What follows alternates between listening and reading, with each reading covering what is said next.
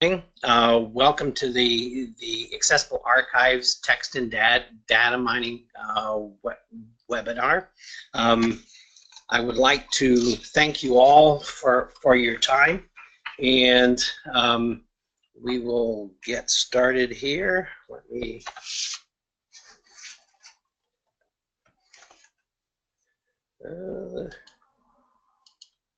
Okay. Unlimited Priorities is the exclusive sales, marketing, content, and production representative for Accessible Archives, and we do provide a variety of services through Accessible Archives. We utilize a very highly skilled group of professionals. All of us have been in the industry for many, many years, and we do perform customer service as well. If you have any questions about Unlimited Priorities or Accessible Archives, please feel free to contact Iris or myself. Here's a quick agenda of our webinar today. We'll do an overview of Accessible Archives, and then an overview of text and data mining with Jill ONeill, and then a kind of a text and data mining in action with Darby Orkut, and then we'll have our Q&A session at the end of the webinar. We do think that this webinar will probably run about 35 to 45 minutes. We will try to keep to that time frame. So without further ado, let's jump to Accessible Archives overview. Primary sources document the past. Aside from human memory and the unrecorded passing down of information from generation to generation, histories based upon primary sources are really the only way the current generation can hope to understand what happened before.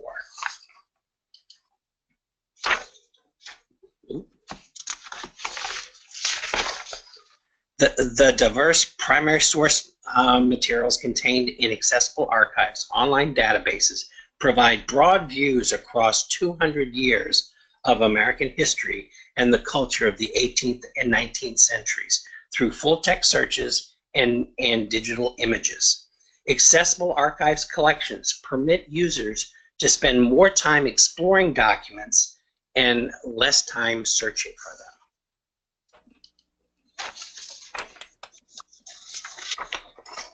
Please note the number of disciplines that utilize Accessible Archives in the classroom, in research, and also in general interest learning. Reference librarians, students, faculty, historians can trace the development of America from the 18th century through to and including the early 20th century. Accessible Archives collections create endless possibilities for new and more thorough research. And now on with the webinar. Our first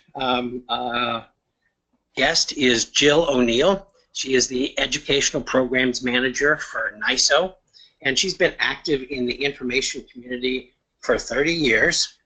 She is also, right, and I welcome her to Unlimited Priorities and Accessible Archives. She is now doing a working paper series with Unlimited Priorities and Accessible Archives on topics that are of great interest to librarians, publishers, as well as other participants in our culture.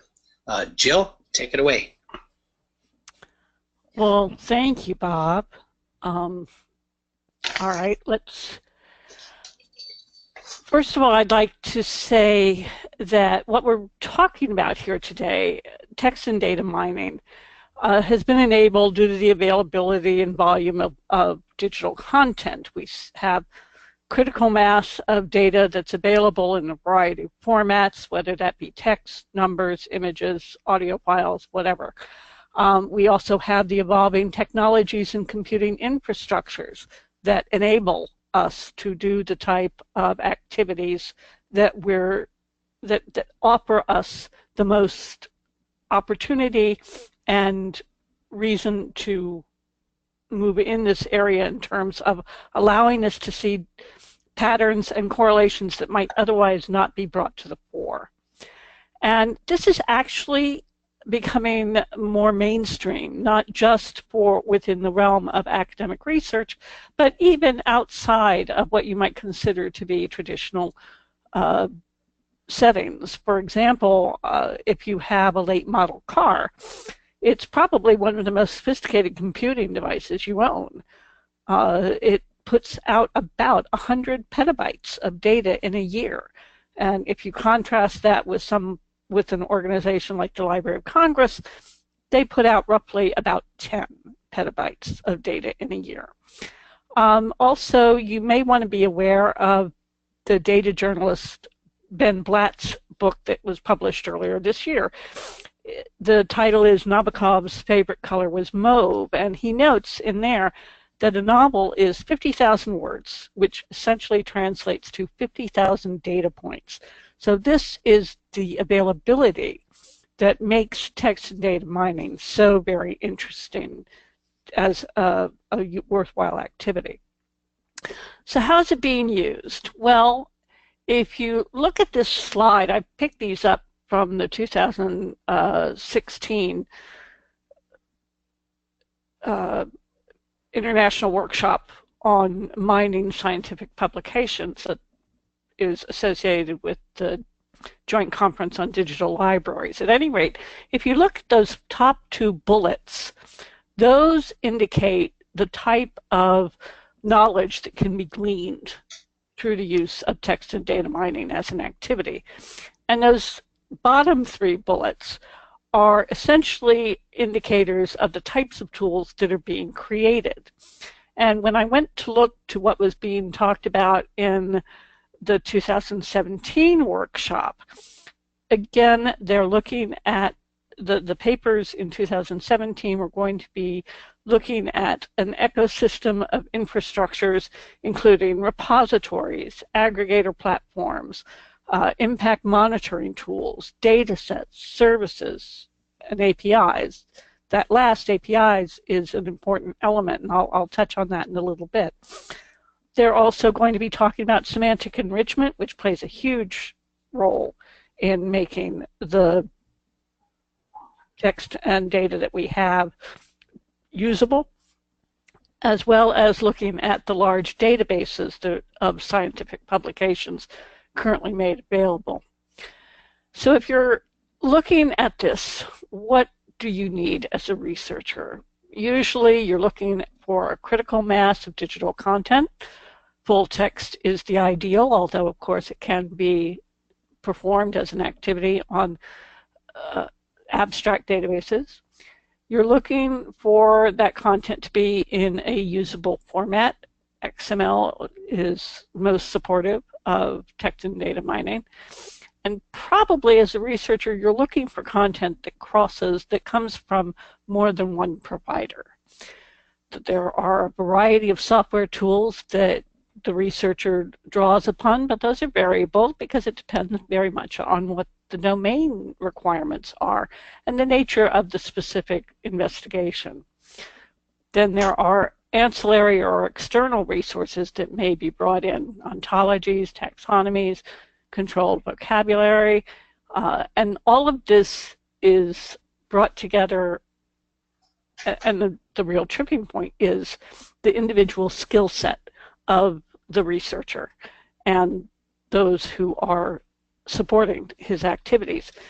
There's a fairly broad range, very, very minimal, very inexperienced novice researchers using this, as well as people who have really become quite adept at it.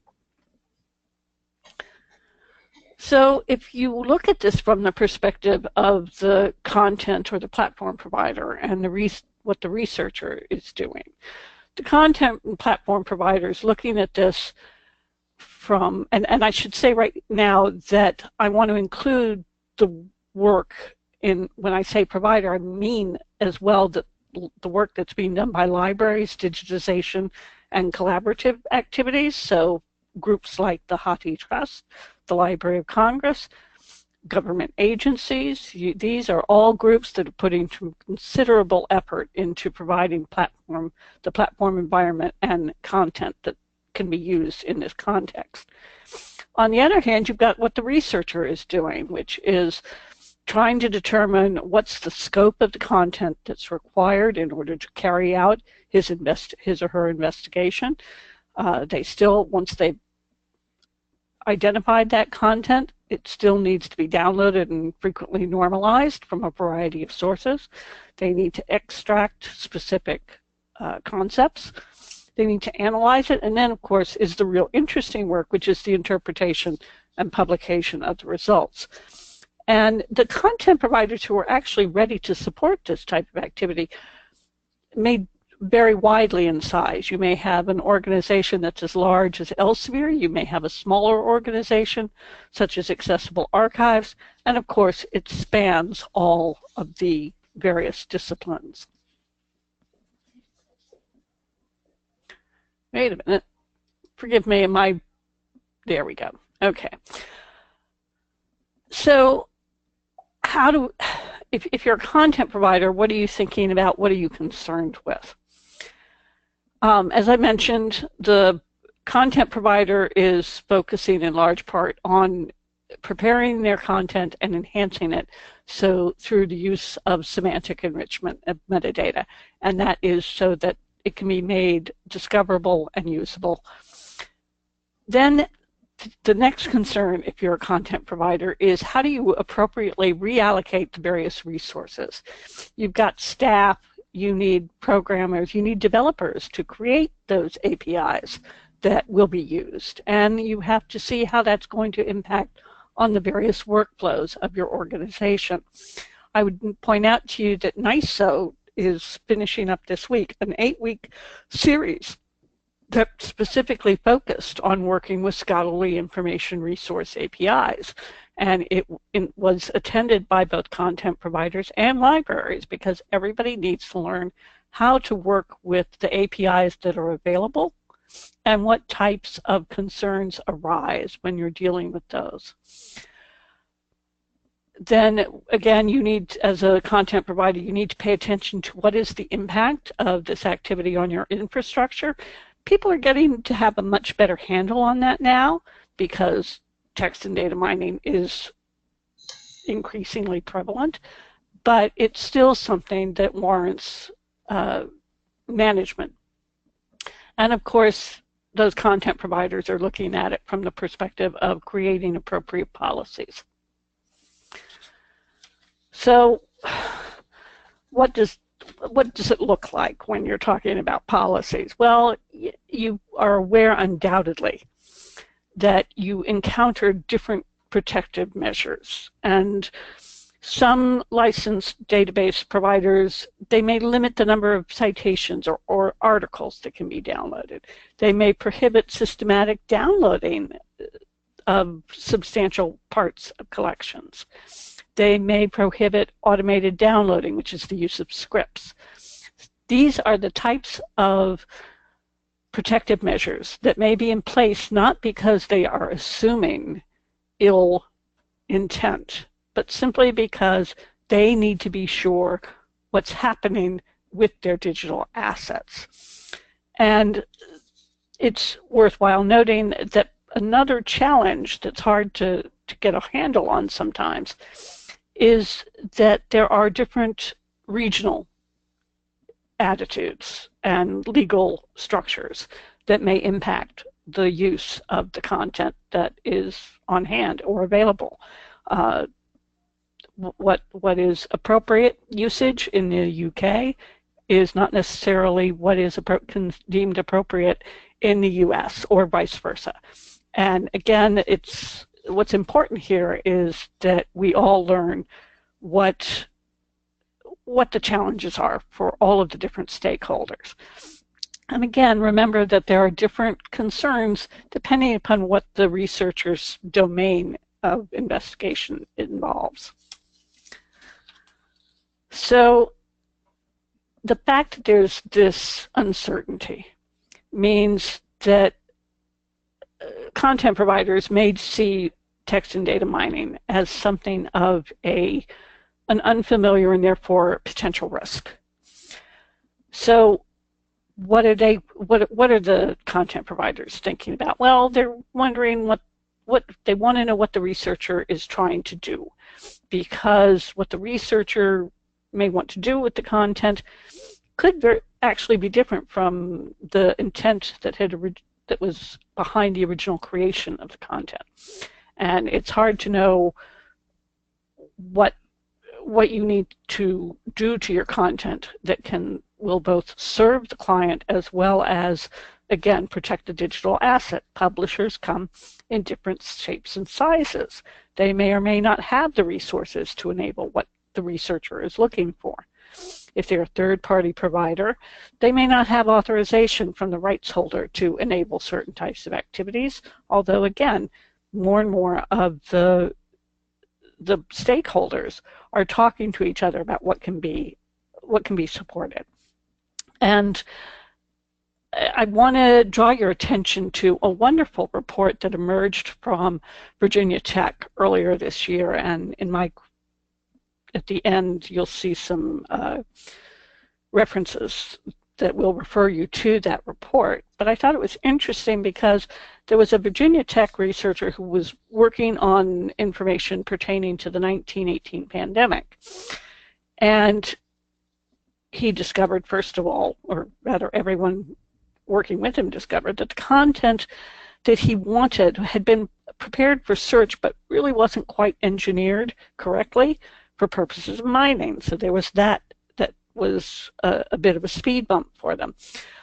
Vendors couldn't provide what was needed at that time, and it was originally, the project started back in 2014, but the vendor couldn't provide what was needed on the basis of cost, the novelty of the activity, and the existing contracts. And again, progress has been made, but there are still different entities that have different concerns. So what's the number of downloads of articles that are necessary? What size snippets are required? There are just content providers want to work and understand what's really necessary so that they can enhance and they can further support the usage of the content. They want that, but they also are, again, trying to protect their digital assets. And again, providers are not just the big commercial publishers. We're talking about libraries and what their concerns are as well. So, and again, another element that doesn't always get covered is that the output from the data mining activity is something that may need to be shared across geographical and therefore legal boundaries. So there's some negotiation that may be required there just in order to reproduce the work that the researcher was doing.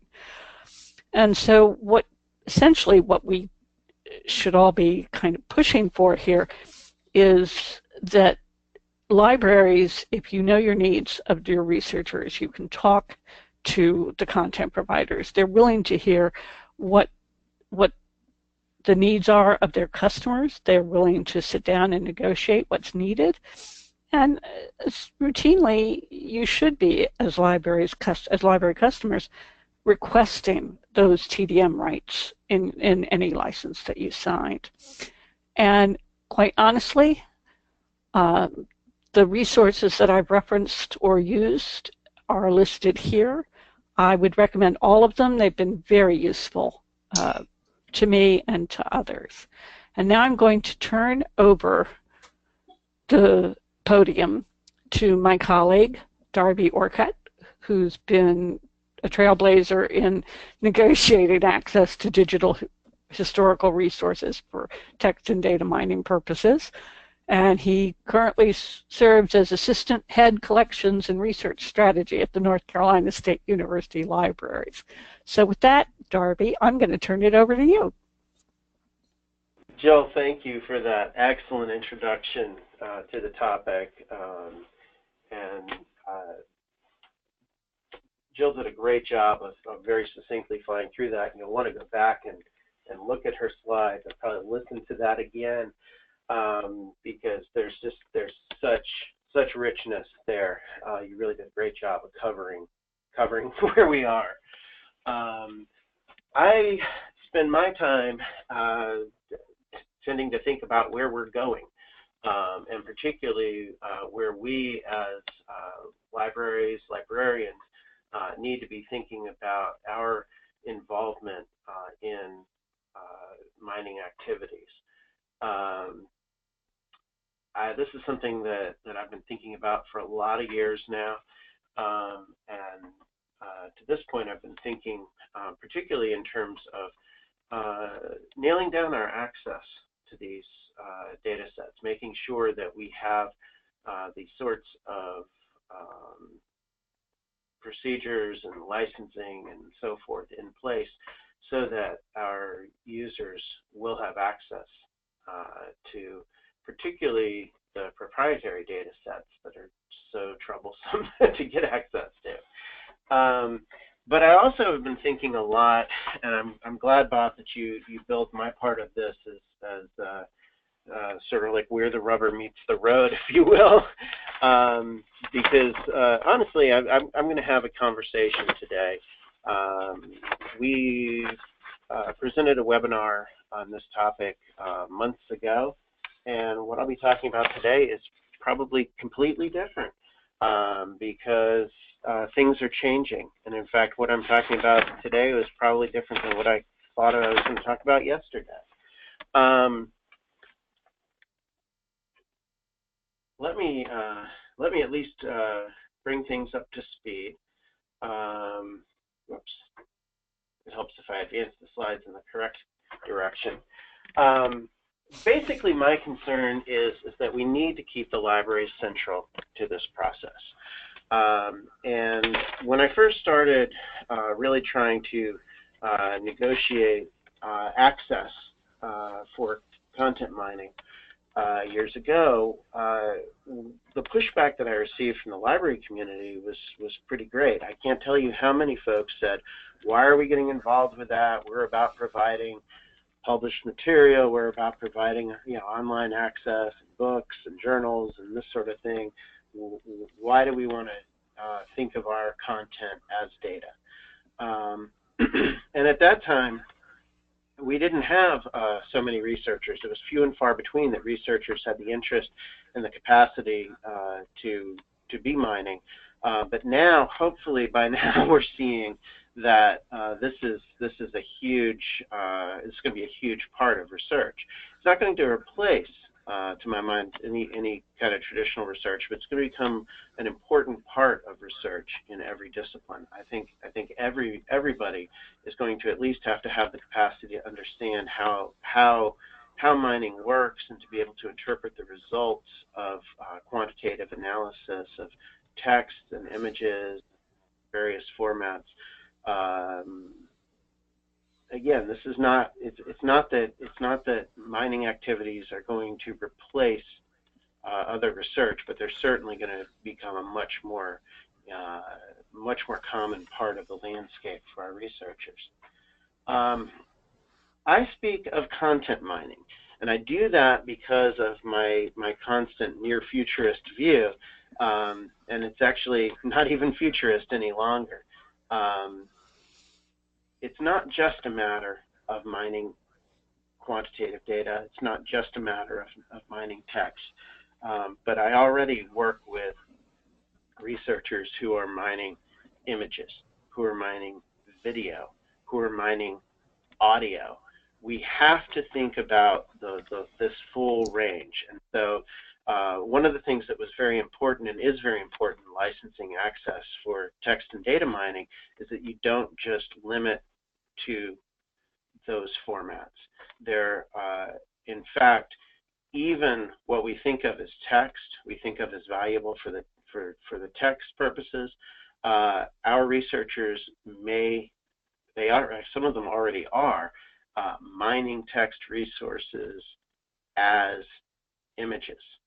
So looking at not just what are the characters or what are the words that are represented, but in a scan of, say, an old newspaper or something, looking at the typeface, looking at that as an image, looking for broken type as a sign of priority of particular manuscripts.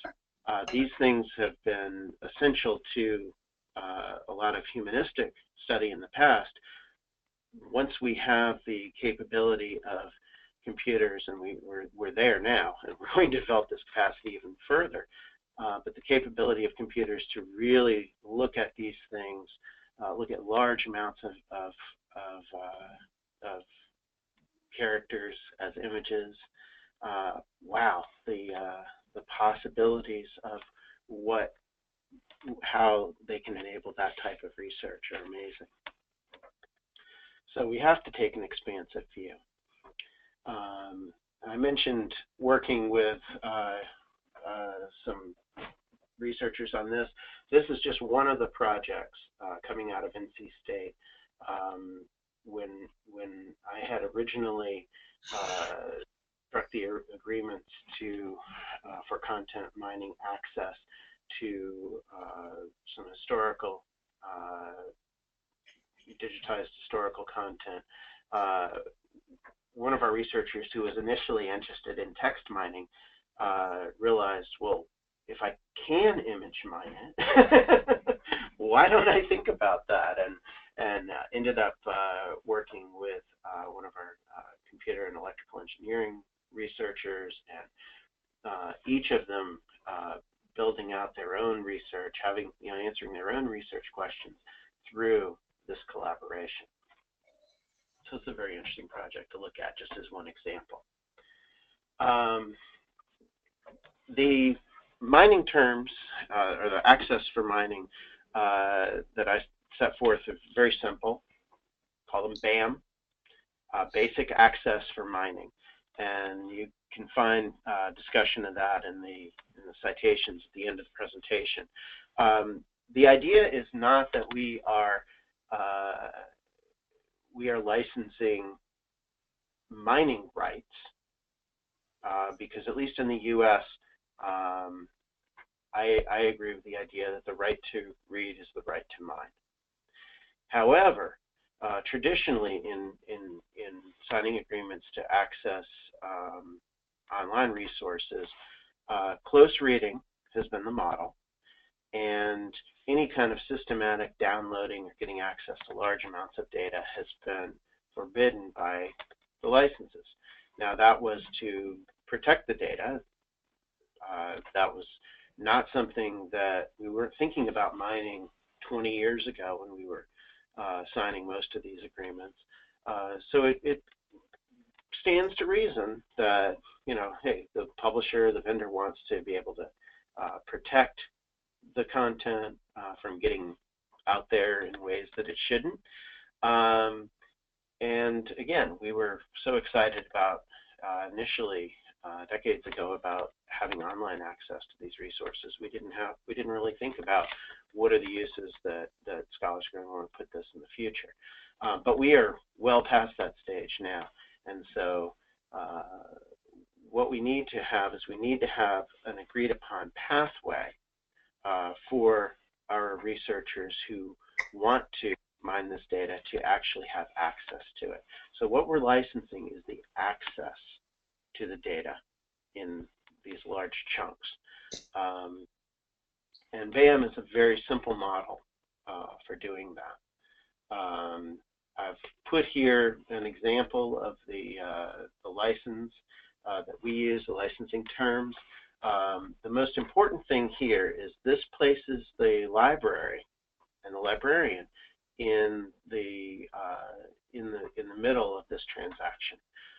One thing that I think is anathema to me as a librarian is the idea of having the researchers having to be the ones in the position of negotiating with vendors, of getting access, and particularly what we don't want to do is we don't want to put our researchers in the place of one having to do that.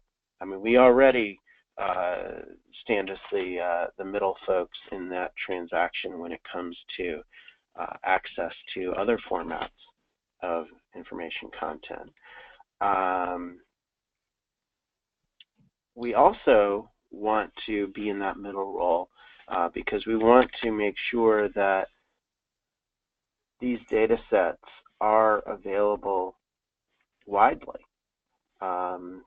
So we need to make sure that researchers in other locations with other institutions, so on and so forth, would have the possibility of replicating the results of particular content mining studies. We also want to be sure, so you need to make sure the data set is the data set. The other thing is that we don't want to, and Jill mentioned this, how a lot of vendors are very wary of allowing access to their content without knowing. They really want to know what it's being used for, how the researcher is planning to mine this, so on and so forth. I argue that we don't want that situation to exist where that is a necessity for getting access to the content, because that threatens academic freedom. We don't say, we don't have a situation where we are licensing, say, electronic content for our users that sits on a vendor's platform, where the user has to go in and say, well, I want to read this particular book or journal article because I'm doing X, Y, and Z, or these are the research questions that I have. So why would we want that to be a stipulation, a requirement for getting access to the data? Now, the flip side of that is, I understand that most of the vendors are very well-intentioned. Maybe all of them are very well-intentioned. They want to learn how this is being used. They want to think about how they provide their resources. I have never had yet a researcher who wasn't actually interested in having that conversation with the vendor and saying, hey, these are the sorts of questions I'm asking. Let's have a conversation around this. So I think that enabling those conversations, those relationships, is a good thing. They just doesn't need to be a requirement. Particularly, what you'll see is, as I'm talking about getting this type of access and making sure that we have this sort of access licensed, what you'll hear inherent in my words now are where I think we need to be focusing more and more, which is on really embedding the libraries and librarians in the research life cycle of our mining researchers.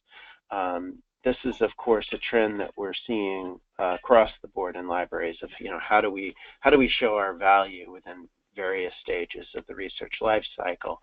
It is especially important when it comes to data science projects, mining projects.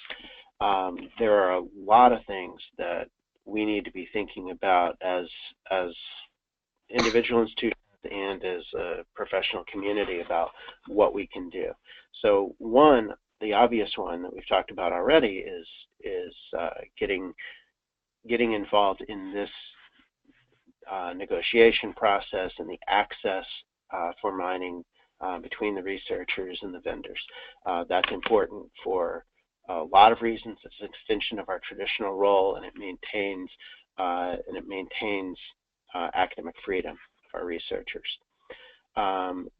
we also need to be involved, because what I find is that a lot of our researchers, especially those who are new to mining activities, or who are, maybe it's old hat for them, but they're moving into new types of resources, really don't understand the nuances sometimes of some of the technical barriers, terms of use, contractual agreements, and cultural standards that may exist around particular data sets. That's another place where librarian is a natural for helping with understanding that information landscape.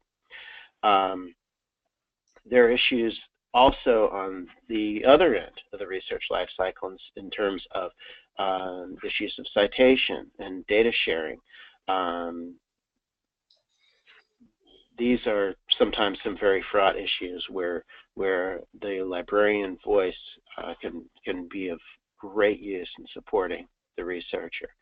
A lot of our researchers like to share their data and their outputs openly, and I think we need to enable that to the extent that's possible, but understand that when proprietary data sets are made available for mining, well, we have this example already where we have researchers who cite, say, a journal article that's only available to subscribers, and that's certainly an accepted part of scholarship. So the idea of, sometimes we're going to be dealing with proprietary data sets, but they should be data sets that hopefully could potentially be made available to other researchers for replication studies and further study.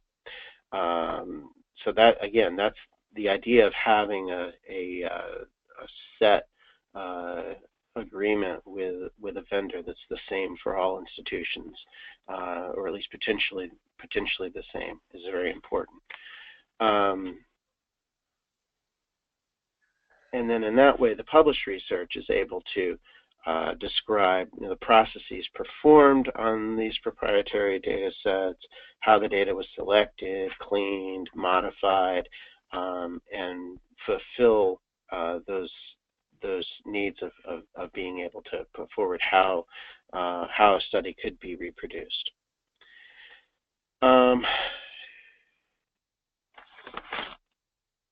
We should also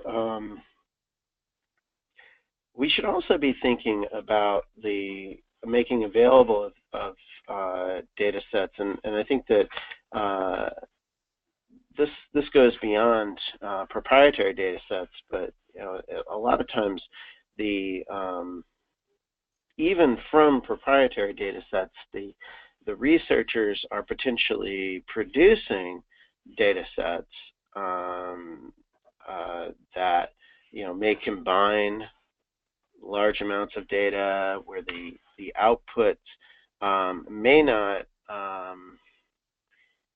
infringe on the proprietary rights, but may in essence create their own product, their own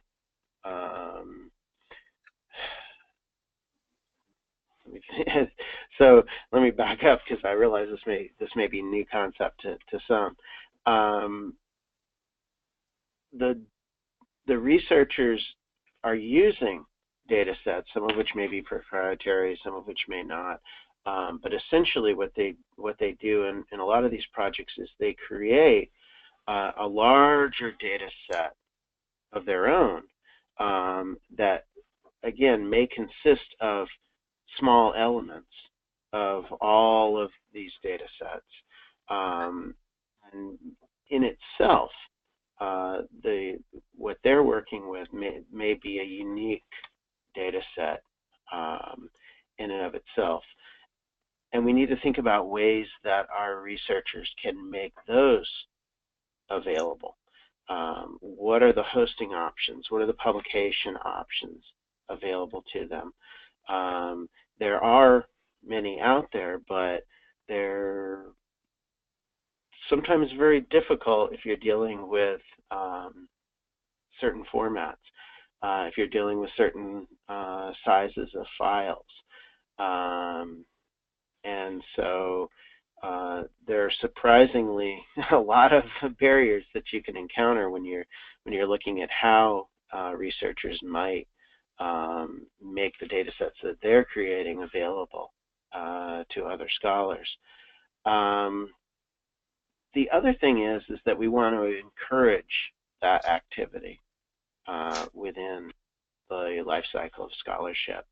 And so the creation of a new data set that could potentially have value well beyond the particular study or studies that the researchers are engaged in, making that data set available needs to be considered its own form of publication. It needs to be appropriately valued as another scholarly activity within our institutions and within the disciplines.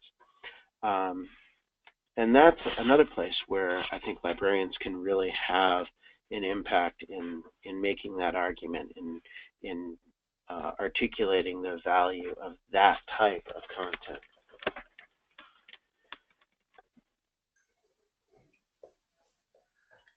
So at this point, I'll just mention we have at NC State hung out our shingle at least a little bit.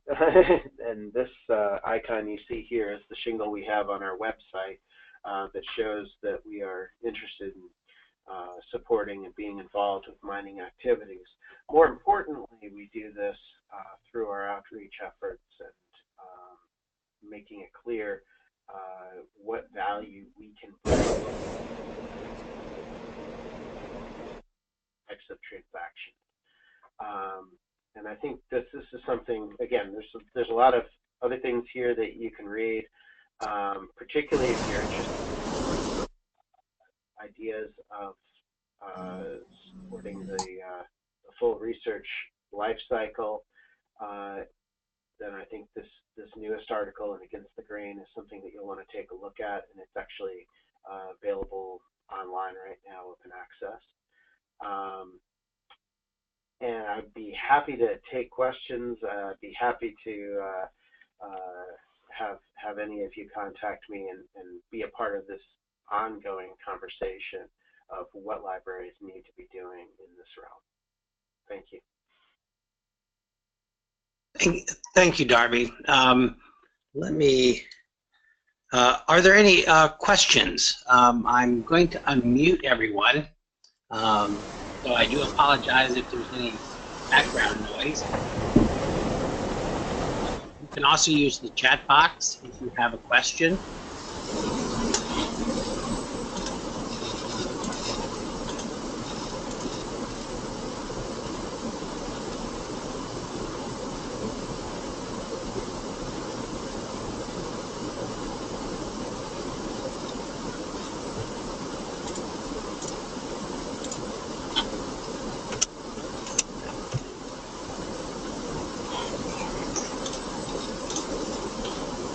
I think I've got everybody unmuted.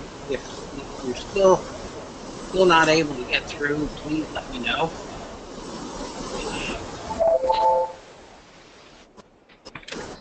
Self-preservation, attacking other.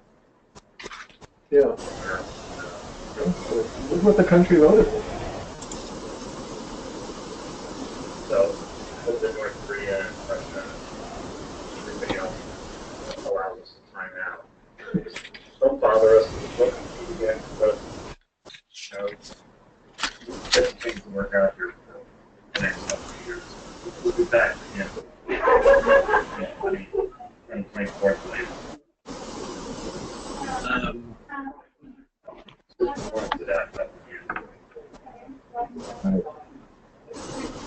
Imagine if the stock market wasn't doing rules. Do we have any questions?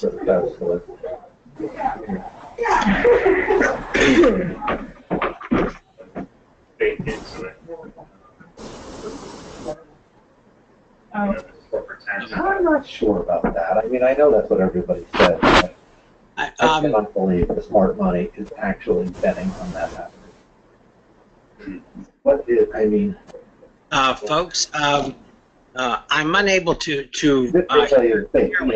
yeah, exactly. But let you know by using the chat box. We can certainly answer any questions that you have. I don't know what planet they're living on. I mean, this is a Congress and a president who have done nothing. And so it's just hard to see why something's going to be different. Why is this? Yeah, I mean, they've done nothing constructive. They've done a lot of destructive things, which the market loves. It loves all of the deregulation. Yeah, Congress to pass that. Seems we have a great political conversation. If you have any questions, please feel free to contact us. Been in the market too long. Right, we do have an email as well as a phone number that you can contact. Please contact Iris Haney or myself, and we will get the answers for you and send them along. Thank you very much for attending today's webinar. If you get the follow-up email that will go out, we thank you very much, and everyone have a pleasant day. Oh, exactly. That's Thanks so much for your time.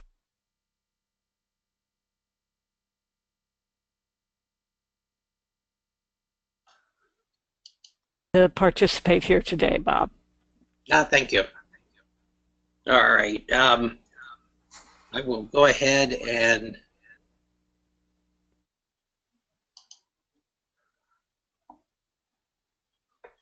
pause this, and I don't have any questions coming in via the chat box. Let's see who we have left.